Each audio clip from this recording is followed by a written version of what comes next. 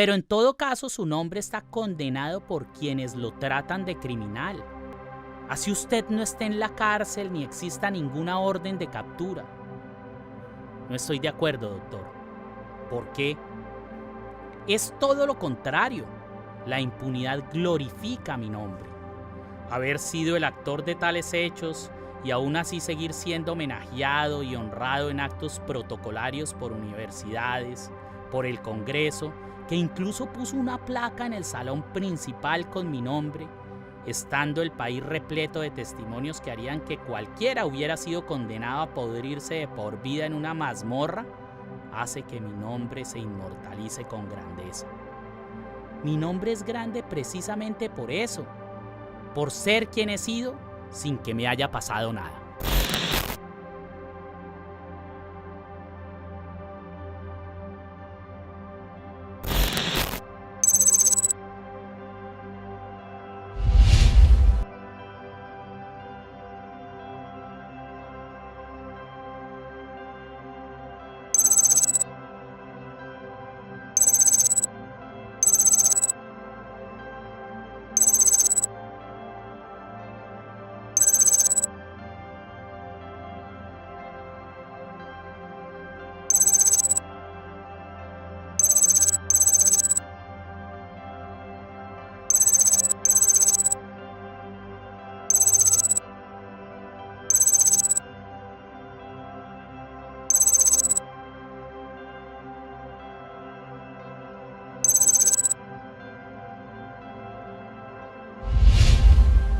La narcocultura paramilitar es el principal sustento filosófico de la extrema derecha latinoamericana, que se ha convertido en un bloque ideológico que impone a la fuerza sus programas políticos a la población civil, llevando a cabo graves violaciones de derechos humanos. ¡Vale lo que hay! ¡Malditos terroristas! ¡Vale lo que hay! Los carteles tienen una relación directa en todo el continente con los homicidios y las masacres ejecutadas por el narcoparamilitarismo en contra de las minorías étnicas, dirigentes sindicales, líderes sociales, políticos socialistas y en general de todo aquel que represente una filosofía de vida demócrata, ambientalista, tolerante y humanista, distante de las finalidades del marketing y del gobierno económico de las grandes corporaciones transnacionales. En países como México, Brasil y especialmente en Colombia, quien pugne por una repartición más equitativa de la riqueza y por el cuidado de los recursos naturales, bien puede terminar muerto. Por segundo año consecutivo, Colombia es el país más peligroso para los líderes ambientales en el mundo. Los gobiernos de extrema derecha, para solventar su visión del mundo, distancian a los pueblos de su acervo cultural ancestral a punta de bala y sangre. Para lograr desarraigar a la sociedad de sus más profundas raíces, requieren de aquel vínculo estrecho entre el Estado, el narcotráfico y el paramilitarismo, que en Colombia alcanza su clímax llegando al extremo de que gobierno, paracos y mafia vienen siendo el Padre, el Hijo y el Espíritu de una Trinidad despiadada y carnicera que no ha parado de devorarnos desde que Álvaro Uribe tomó el control del territorio. El gobierno asesino uribista necesita de empleados que sirvan de eslabón entre la luz y la oscuridad, entre la institucionalidad y la criminalidad. Uno de esos es alias Fico, Federico Gutiérrez, quien, iniciando Milenio, se hizo concejal y luego alcalde de Medellín gracias a la gasolina política del Matarife y a otros miembros del Centro Democrático que le dieron su apoyo público y le patrocinaron la campaña. Sin ir tan lejos, para las elecciones del año 2022, el candidato del Centro Democrático, Óscar Iván Zuluaga, quien ganó la consulta por orden del Matarife, declinó de su aspiración y le entregó las banderas del uribismo a Federico Gutiérrez. Empecemos por dejar sentado este hecho innegable. Pública y explícitamente el mecanismo homicida estatal ha patrocinado la carrera de alias Fico, pero la relación de este delincuente con varias masacres, homicidios y con el narcotráfico y el paramilitarismo son evidentes y directas. Él es una pieza en el mecanismo y es por esto que mientras escribo este guión, a un par de meses de las elecciones presidenciales, alias Fico ha sido proclamado con radical fervor por el Partido Conservador y el largo y el ancho del uribismo como el único salvador del fascismo mafioso colombiano. Y ahora nos acabamos de reunir con toda la bancada del Partido Conservador. Que por primera vez en la historia del país está próximo a sucumbir ante Gustavo Petro, el político que durante toda su carrera no ha parado de luchar en contra de los carteles de la droga y del paramilitarismo genocida, a los que no se ha cansado de denunciar durante la cruzada heroica que ha emprendido desde su curul en el Senado y que lo ha llevado al exilio varias veces y a ver amenazados de muerte a sus familiares más amados. Consecuencia de la reelección presidencial, entonces nosotros no estamos construyendo ninguna paz. Si es que la paz la definimos como la construcción de un pacto social hecho entre ciudadanos desarmados que puedan trazar las reglas del juego para la convivencia pacífica, no solamente ahora, sino para las futuras negociaciones.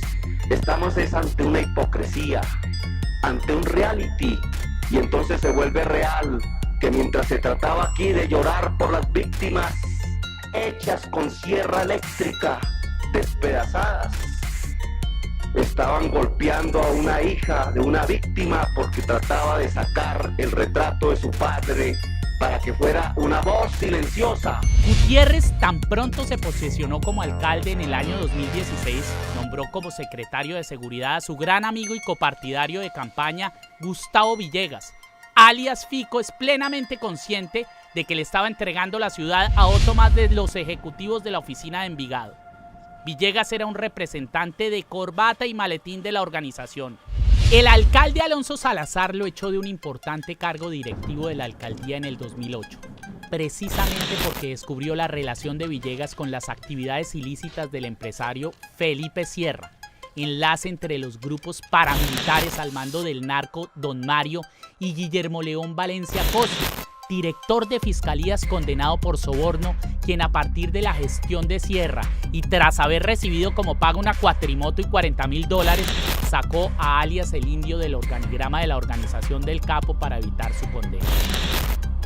El cargo de Villegas como relacionista público dentro de la podredumbre criminal de Medellín viene desde que fue secretario del condenado por paramilitarismo y también alcalde de la ciudad, Luis Alfredo Ramos. Ramos es precisamente este compadre en el delito de Álvaro Uribe, quien hasta hace unos días, en plena campaña presidencial de este año 2022, fue fotografiado en un restaurante fuera de la cárcel donde debía estar purgando su pena mientras almorzaba con Alex Char, el monarca costeño señalado de tener vínculos con el narcoparamilitarismo que ha hecho de la administración distrital barranquillera una de las más corruptas del país. El jefe de la oficina de Envigado señaló que los atracadores de los que habló el alcalde Gutiérrez en su rueda de prensa no habían sido detenidos como informó el mandatario, sino que él, Perdomo, les ordenó entregarse para mantener buenas relaciones con el secretario de Seguridad de Medellín, Gustavo Villegas. Alex Char es uno de los tradicionales mecenas electorales, patrocinadores de la compra de votos y hoy en día es uno de los principales estrategas de la campaña de Federico Gutiérrez. El prontuario de oscuro burócrata de Villegas era inocultable. Federico, el alcalde, sabía para qué era lo que servía este guasón de escritorio que durante toda su carrera le rindió cuentas a las bandas criminales que gobernaban el sicariato, el tráfico y el microtráfico en la capital antioqueña. Y buen uso le supo dar. De acuerdo con los testimonios de dos fuentes próximas a declarar y de Julio Perdomo, alias JP, líder de 9 grupos delincuenciales de la ciudad, la oficina de Envigado, además del patrocinio económico que le daba el alcalde a varios funcionarios, obraba como esquema de seguridad de Villegas y de alias Fico, de sus familiares y amigos y empresas. La administración distrital, al mando de estos dos personajes, le puso a la oficina de Envigado la policía a su servicio para la ejecución de cientos de crímenes y le servía de efectivo campanero, avisándoles las órdenes de captura proferidas por la fiscalía en contra de los jefes de varias bandas. Se llegó al punto de que de la alcaldía emanaban solicitudes especiales consistentes en precisas masacres y asesinatos de sicarios de otras bandas, o incluso de miembros de la misma oficina, vinculados y reseñados por sicariato y microtráfico para hacerlos pasar como contundentes golpes de la fuerza pública en contra de la delincuencia.